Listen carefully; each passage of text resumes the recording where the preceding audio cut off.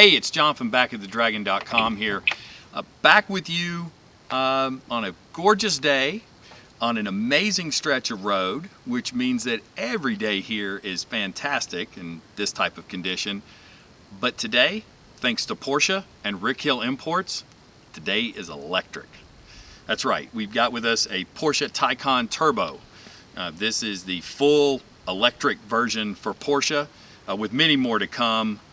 There are 3 different flavors of the sedan, 4S, Turbo, and Turbo S. This is the mid-range car. We'll see if you really need a Turbo S once we get out on the road, because I have a feeling this is going to be all that any sane person is going to need. And then there's going to be different variations that are going to follow. A coupe, a sport back type of Sport Turismo. It looks really, really impressive, kind of an electric skateboard that you can put all kinds of stuff in. But about this car and about the philosophy from Porsche, certainly they have a good bit of history as it relates to the electrification game, and given that it's Porsche, it's primarily racing based, with the 919 winning at Le Mans and at racetracks around the world.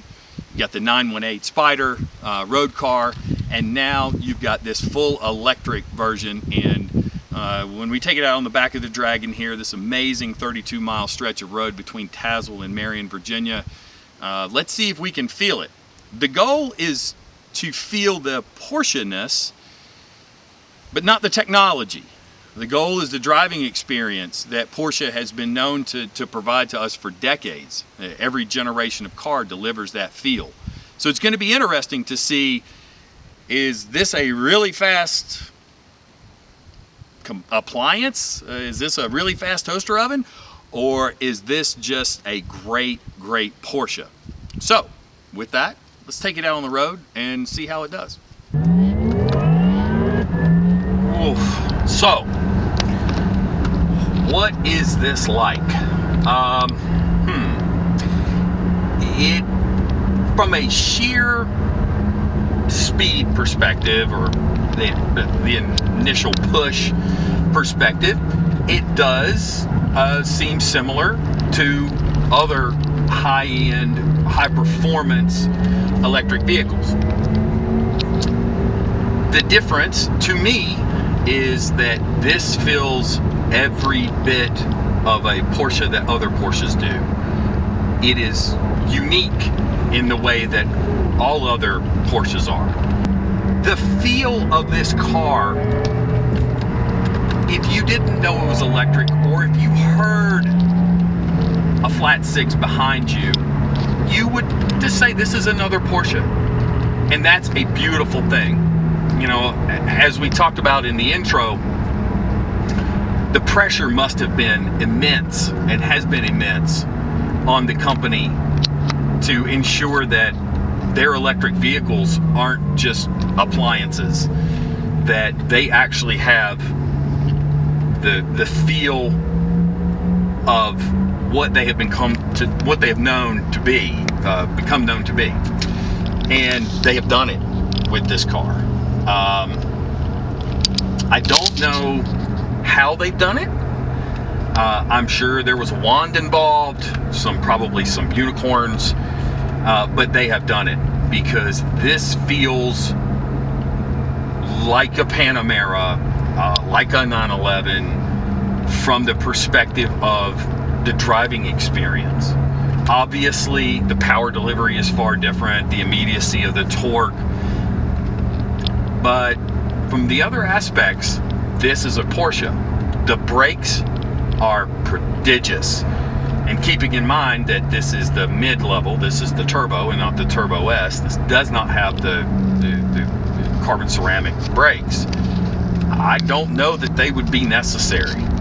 Maybe if for some extended track days or things like that, but you know, even here on the back of the Dragon at the 32 miles, these brakes are more than ample, especially on a public road. That's the one thing that really struck me. Well, 2 things. One, the driving and how similar it was to all of the Porsches.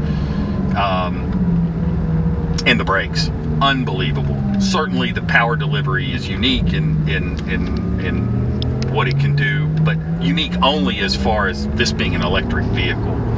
I really enjoy the 2-speed transmission. I do appreciate that when it's in Sport and Sport Plus. I guess I'm just old and I like to feel gears change regardless if it's only one gear that can change.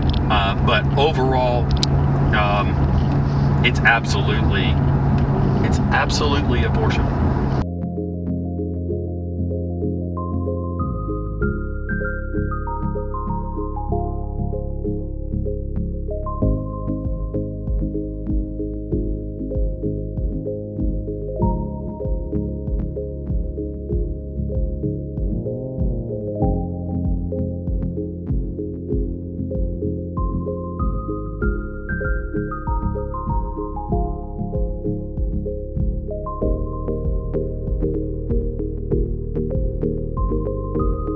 At first thought, if you said, hey, I would like for you to take a 5,000 pound vehicle and take it to the back of the Dragon and give me your impressions of it, I think I probably could give you my impressions of it before driving it. But this certainly is no standard 5,000 pound vehicle. Obviously, with the batteries being very low in the car and certainly centered in the vehicle, you know, it masks its weight incredibly well. As I said, you know, the feel from the steering is amazing. The 4-wheel drive, you know, the available rear steer. These cars just absolutely take a set and hold the road. And then, obviously, from a power perspective,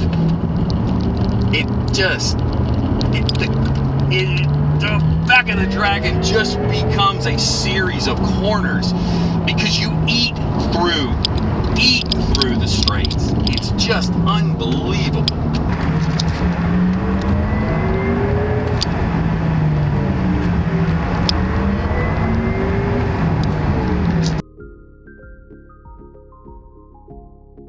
Wow. Okay. So, number one, yes, it is very, very much a Porsche. So, congratulations and thank you to the engineers for making something evolutionary, revolutionary, but that is very much a Porsche. So, no bones about it. From the steering feel to the brakes, certainly the power delivery is unique, but how it all meshes and blends together to give you the experience of driving a Porsche. From an everyday, usable, practical, drivability, usability, form, function, it's amazing. It's what we've come to know from Porsche. It's a everyday supercar, super sports car. This delivers that with 4 doors, 4 seats, a frunk and a trunk. The 800 volt system that it employs means that rapid charging is available. I mean, you can go from 50 to 200 miles in range in 20 to 25 minutes.